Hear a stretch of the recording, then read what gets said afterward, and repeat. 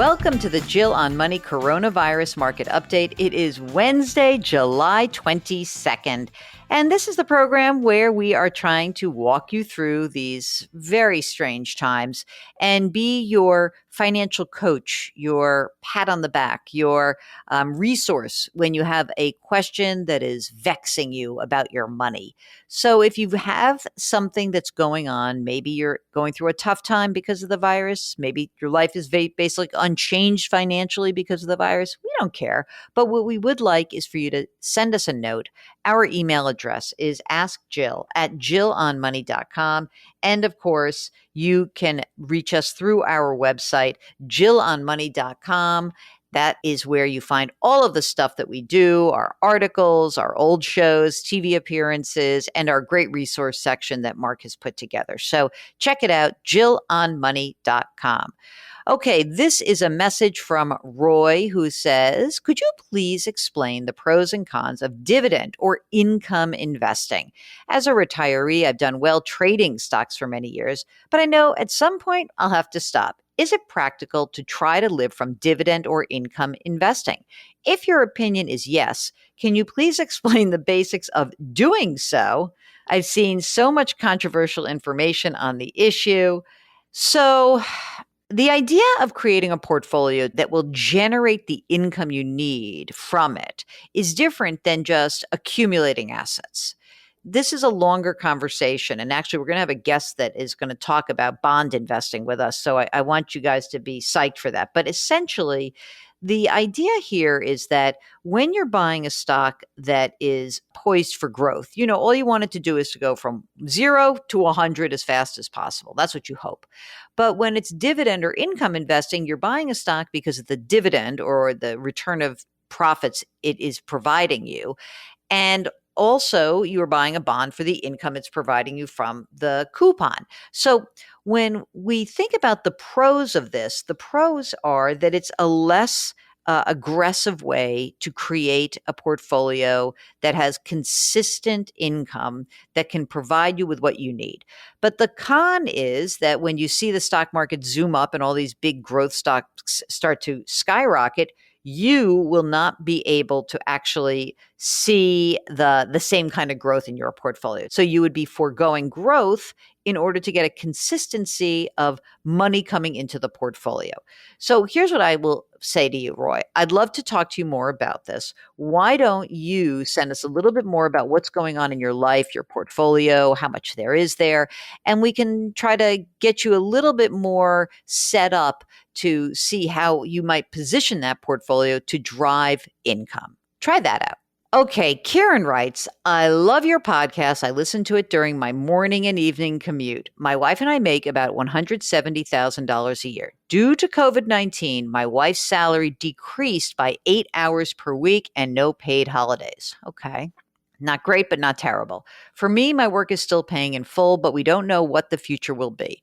At this time, we think we will continue to have a paycheck, but who knows what will happen in the fall and winter. I'm 38. My wife is 36. We both receive 401ks from our employers.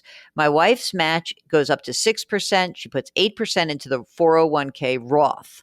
For me, my employer doesn't match. I still put 6% into the Roth 401k. We have about 80 grand each in traditional 401ks. Question. Should we convert our money to a Roth 401k? How much? I was thinking that we should convert the same amount as a reduction of my wife's salary. We both have separate Roth IRAs as well. We use it to the max. We haven't for the past couple of years because we wanted to build our emergency fund to 1 to 2 years of expenses. Okay, so here's the deal. Oh, listen to this. You know what? He also writes, because of you, I want to be a CFP and help out low-income families. Oh, that's so awesome. Here's the thing. If you have the money to pay the tax that would be due to convert some of your retirement assets into Roth, it may be good because, especially if your tax bracket, is pretty wide. At 170, okay, that means that you are right now in the 22% bracket. But if you start converting and it pops you over $171,051, you'll be in the 24% bracket. So if you're making 170 now, right? And maybe your wife's decrease drops you down, then yeah, you can do that. But you've got to have the money to pay for the taxes out of your non retirement assets. Remember that. That's really, really important. Okay. Here's a question from Don. Is it wise to consolidate a debt? If so, what company would I recommend? No, I don't really like debt consolidations, Don. I really don't. I don't think that it makes a ton of sense. I actually don't think that it's worth the fee, and it can be very confusing. I was just talking to somebody who had a real problem with debt consolidation because once the debt consolidation company took over, there were some fees involved, and frankly, they're never going to negotiate with a lender as well as you're going to negotiate. So I wouldn't do that. I really wouldn't. Okay, so let's take a breather.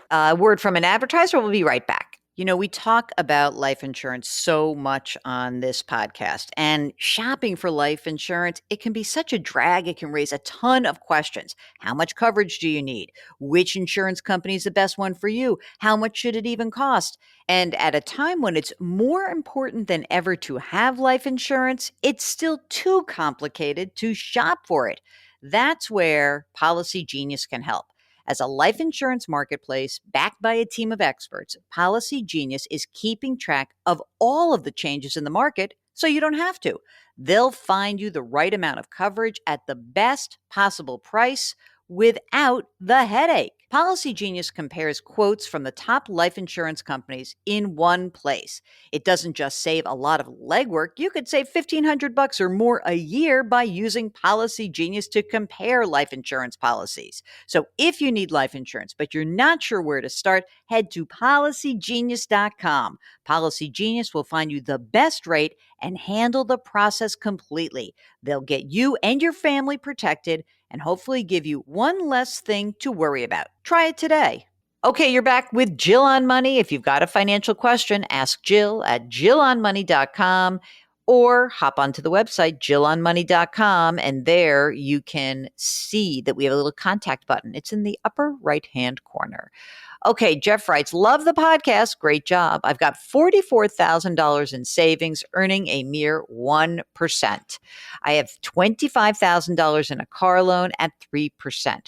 After 3 months on unemployment, I started a new job on the 16th. Wow, that's great.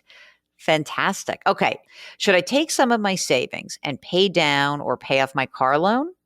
Doesn't seem that money is earning too much while in savings, so perhaps it's better to pay off the higher rate of the loan. I could easily pay off my credit cards each month. My wife and I have cut back on our purchases. The car was purchased last December when we had a great consulting gig. It dried up because of COVID, and I went on unemployment for the first time in my life at age 50. Wow. You know what? I wouldn't use the whole thing, but I mean, you got to leave yourself enough money, and you do have a new job. So if you, presuming you have, if 44,000 represents more than a year, then I would take whatever it is. Maybe I would take in excess of 9 months of living expenses and use that to pay down the car loan. That's what I would do. Refinancing an auto loan is going to be nearly impossible, so I wouldn't do that. If there's anything else I'm missing, let me know. Okay, here's a question. Oh, I can't pronounce this name, but I'm going to call you Surrey. How about that? My wife and I live in the state of Wisconsin. Our combined gross yearly income is about $100,000. Both of us are turning 65 at the same time. We'll be reaching our full retirement age for Social Security next year, and then we'll start taking our benefits. We don't have any plans of quitting our jobs. Both of us have pension benefits as well.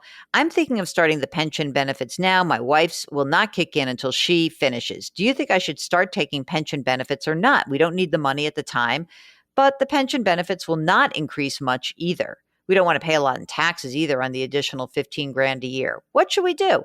Don't take it. Don't add to your income. I would not do that. I would wait and just, it's only a year. Wait, be patient. It's great to say like, oh, I'm not paying I'm getting the money, but whatever money you're getting is going to be taxed, and it's only 1 year. I don't think you should do that.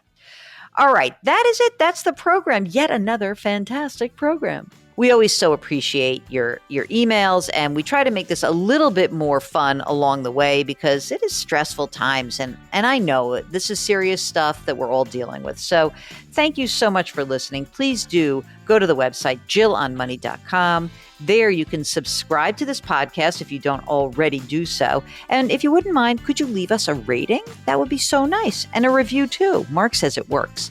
Want to thank you and, of course, remind you to please wash your hands, wear your masks, maintain your physical distancing, and please try to do something nice for somebody else today.